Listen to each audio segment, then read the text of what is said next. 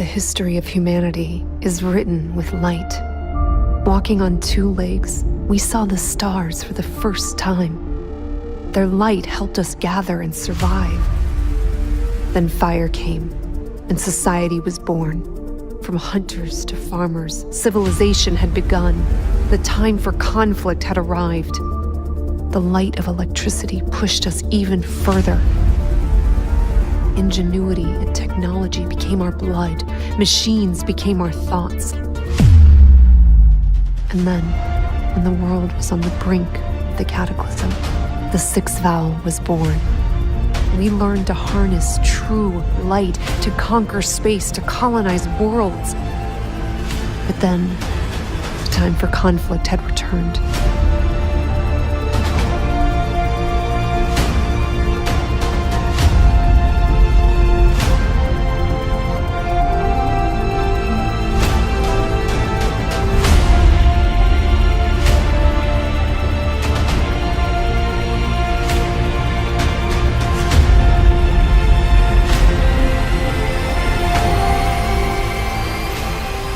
The history of humanity is written with light, and soon will drown in the dark.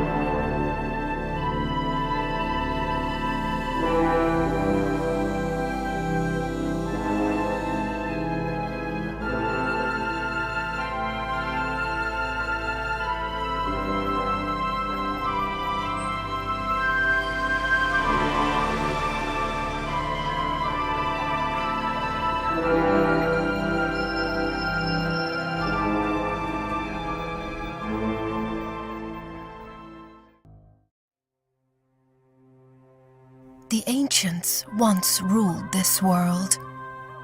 They harvested the essence of life, shaping it as they wished, creating living constructs out of stone and summoning the powers of the heavens at will. They are gone now, but their legacy remains. Their proud cities and monuments lay in ruins that fearsome beasts now call home, and nature once again reclaimed her place.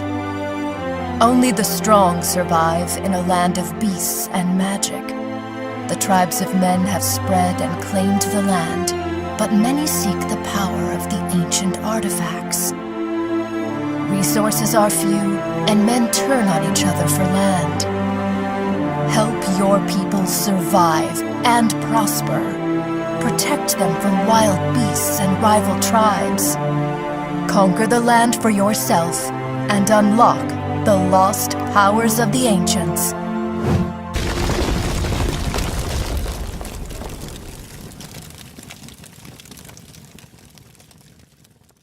For this game, there's something called awakening points when you come to do missions. So each mission cost awakening points. Now you have this bar which is set at the moment in this build as 30 awakening points, but the more missions you do, the more awakening points it will use for those missions, and when it gets down to 0, you basically awaken the overlord on the planet.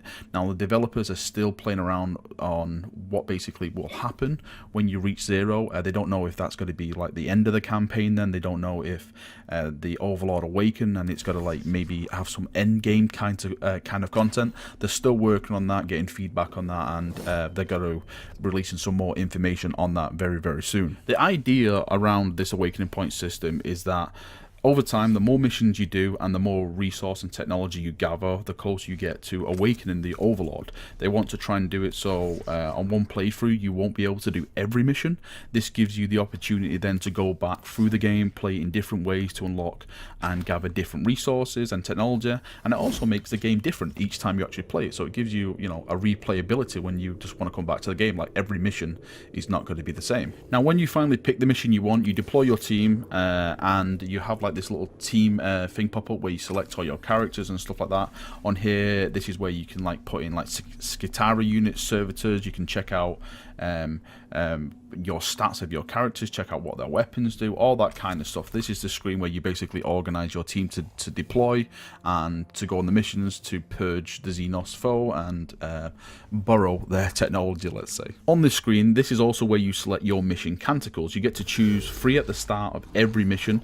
These canticles buff your force at the start of every fight. So you pick some canticles and then they're attached to your deployment unit, and when you come to fight Necrons, you can then select one of those canticles to use during that battle. So for example, you can get a canticle that's reduce all damage maybe by 1 on all your units for a certain battle. So it all depends on what kind of canticles you take and what kind of tactics you actually want to go in and play as using these different canticles. When you start your mission, you normally have some story to go with it, as this is a game driven by story.